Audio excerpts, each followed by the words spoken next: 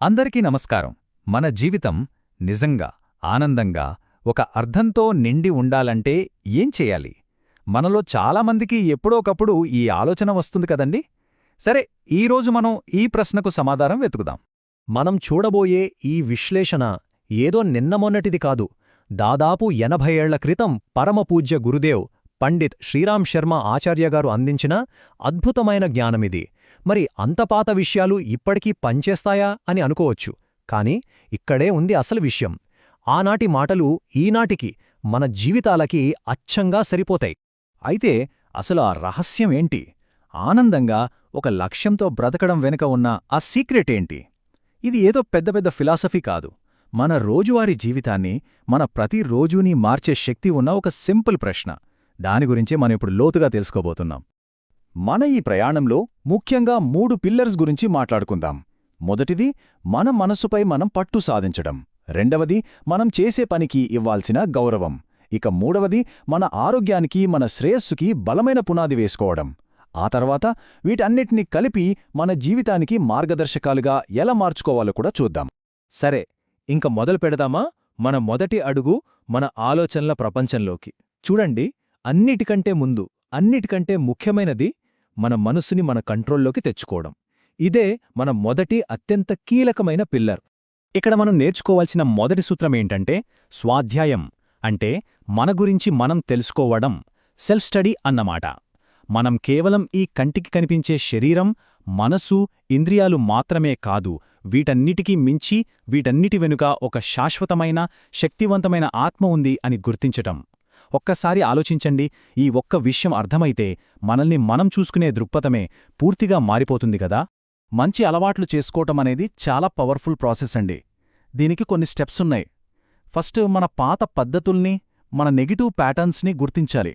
Okay, ఇది నాలో ఉన్న బలహీనత అని ఒప్పుకోవాలి. ఆ తర్వాత కాన్షియస్గా, అంటే స్పృహతో కొత్త మంచి అలవాట్లను పదే పదే ప్రాక్టీస్ చేయాలి. ఇలా చేస్తూ ఉంటే ఏమవుతుందంటే మన సబ్కాన్షియస్ మైండ్, అంటే మన ఉపచేతన మనస్సు స్ట్రాంగ్ అవుతుంది. అప్పుడు మార్పనేది పైపైన కాదు, లోపల్నుండి, మన మూలాల నుండి వస్తుంది. ఈ మాటలు వినండి, ఎంత అద్భుతంగా ఉన్నాయో. మీరు ఈ శరీరం కాదో, ఈ ఇంద్రియాలు కాదో, ఈ మనస్సు కూడా కాదు. మీరు శాశ్వతమైన, స్వచ్ఛమైన, జ్ఞానంతో వెలిగే ఆత్మ. ఒక్క క్షణం ఈ మాటల శక్తిని మనస్సులోకి తీసుకుంటే మనకు అర్థమవుతుంది, మన లిమిటేషన్స్ అన్నీ మన మనస్సు క్రియేట్ చేసినవే అని. ఓకే, మన లోపలి ప్రపంచాన్ని, మన మనసుని ఎలా సరిచేసుకోవాలో చూశాం కదా, చాలా బావుంది. కానీ ఆ లోపలి శక్తిని బయట ప్రపంచంలోకి తీసుకురావాలిగా, మన పనుల్లో చూపించాలిగా. అదే మన రెండో పిల్లర్, మనం చేసే పనికి, మన కర్మకు ఇచ్చే గౌరవం. చూడండి, ఇక్కడ 2 రకాల మైండ్ సెట్స్ ఉంటాయి. ఒకటి, విక్టిమ్ మైండ్ సెట్. అంటే నా టైం బాలేదు, పరిస్థితులు బాలేవు అని ప్రతిదానికి ఇతరులను, పరిస్థితులను నిందిస్తూ నిస్సహాయంగా ఫీలవడం. ఇంకొకటి, క్రియేటర్ మైండ్ సెట్. వీళ్ళు బాధ్యత తీసుకుంటారు. సరే, ప్రాబ్లముంది, నేనే సొల్యూషన్ వెతుకుటా అని అవకాశాలను సృష్టించుకుంటారు. ఇప్పుడు చాయిస్ మనదే. మనం మన జీవితానికి బాధితులుగా మిగిలిపోదామా, లేక సృష్టికర్తలుగా ఎదుగుదామా?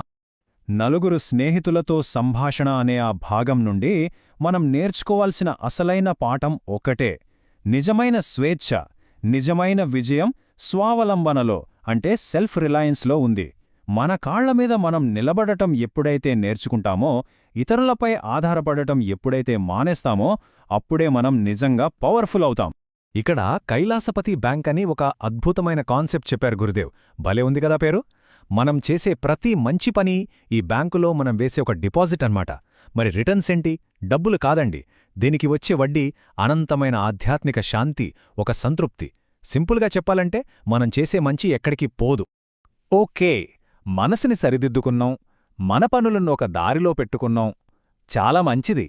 కానీ వీటన్నిటికీ బేసేంటి, ఫౌండేషనేంటి? మన ఆరోగ్యమే కదా. అందుకే మన 3వ, చివరి పిల్లర్ మన శ్రేయస్సు యొక్క పునాదుల గురించి మాట్లాడుతుంది. ఇది మన లోపలి ప్రపంచాన్ని, బయటి ప్రపంచాన్నే కలిపే ఒక బ్రిడ్జ్ లాంటిది. ఒక్కసారి ఆలోచించండి, మనముండే ఇల్లు, అది కేవలం 4 గోడలు, ఇటుకలు, సిమెంటుతో కట్టిన ఒక బిల్డింగా, లేక ఒక పవిత్రమైన దేవాలయమా? గృహమందిరం అంటే ఇంట్లో ఒక పూజగది ఉండటం మాత్రమే కాదు, ఏ ఇంట్లో అయితే ప్రేమ, శుభ్రత, ఒకరిపై ఒకరికి గౌరవం, పాజిటివ్ వైబ్స్ ఉంటాయో ఆ ఇల్లే ఒక గుడి. అది మన ఆత్మకు శాంతినిచ్చే ఒక సేఫ్ ప్లేస్, ఒక అభయారణ్యంలా మారిపోతుంది. ఇక హెల్త్ విషయానికి వస్తే 100 ఏళ్లు బతికిన వాళ్ల అనుభవాల నుండి తీసిన కొన్ని సింపుల్ సీక్రెట్స్ ఇవి. అవేంటంటే సింపుల్, న్యాచురల్ ఫుడ్ తినడం, ఒక డిసిప్లిన్తో కూడిన రొటీన్ ఫాలో అవ్వడం, టెన్షన్స్ లేకుండా మనసుని ప్రశాంతంగా ఉంచుకోవడం, రోజూ కాస్త శారీరక శ్రమ చేయడం, ఇంకా మన ఎమోషన్స్ని, ముఖ్యంగా కోపాన్ని కంట్రోల్లో పెట్టుకోవడం. అంతే, ఇవే లాంగ్ అండ్ హెల్తీ లైఫ్కి అసలైన సూత్రాలు. ఇప్పటిదాకా మనం 3 ముఖ్యమైన పిల్లర్స్ గురించి తెలుసుకున్నాం. చాలా బావుంది. మరి ఈ జ్ఞానాన్నంతా మన డైలీ లైఫ్లోకి ఎలా తీసుకురావాలి? ఇప్పుడు మనం నేర్చుకున్న వాటన్నిటినీ కొన్ని సింపుల్ గైడింగ్ ప్రిన్సిపల్స్గా సమరైజ్ చేసుకుందాం. మొదటగా మన ఇన్నర్ వరల్డ్, మన లోపలి ప్రపంచం కోసం కొన్ని ప్రిన్సిపల్స్. మన అసలు స్వరూపాన్ని మనం తెలుసుకోవటం, స్వాధ్యాయం అంటే సెల్ఫ్ స్టడీ ప్రాక్టీస్ చేయటం, పాజిటివ్ హ్యాబిట్స్ని పెంచుకోవటం, ఇంకా మన ఇమోషన్స్ని మన కంట్రోల్లోకి తెచ్చుకోవటం. గుర్తుంది గదా, ఇవన్నీ మనం ఫస్ట్ పిల్లర్లో మాట్లాడుకున్నవే. ఇదే మన స్ట్రాంగ్ ఫౌండేషన్. తరువాత మన ఔటర్ వరల్డ్ అంటే బయటి ప్రపంచం కోసం కొన్ని ప్రిన్సిపల్స్. ఒక పర్పస్తో పనిచేయడం, సెల్ఫ్ రిలయంట్గా ఉండటం, మనం చేసే మంచి పనులను స్పిరిచువల్ ఇన్వెస్ట్మెంట్స్గా చూడటం, మన ఇంటిని ఒక పవిత్రమైన ప్రదేశంగా మార్చుకోవటం, ఇంకా మన ఫిజికల్ హెల్త్ని జాగ్రత్తగా చూసుకోవటం. ఇవి మన సెకండ్, థర్డ్ పిల్లర్స్ యొక్క సారాంశం. చూశారు కదా, ఒక అర్థవంతమైన, మీనింగ్ఫుల్ లైఫ్ మనకోసమే వెయిట్ చేస్తోంది. దానికి దారి కూడా ఇప్పుడు మనకు స్పష్టంగా తెలుసు. ఇంక మనం చేయాల్సిందల్లా ఒక అడుగు ముందుకు వేయటమే.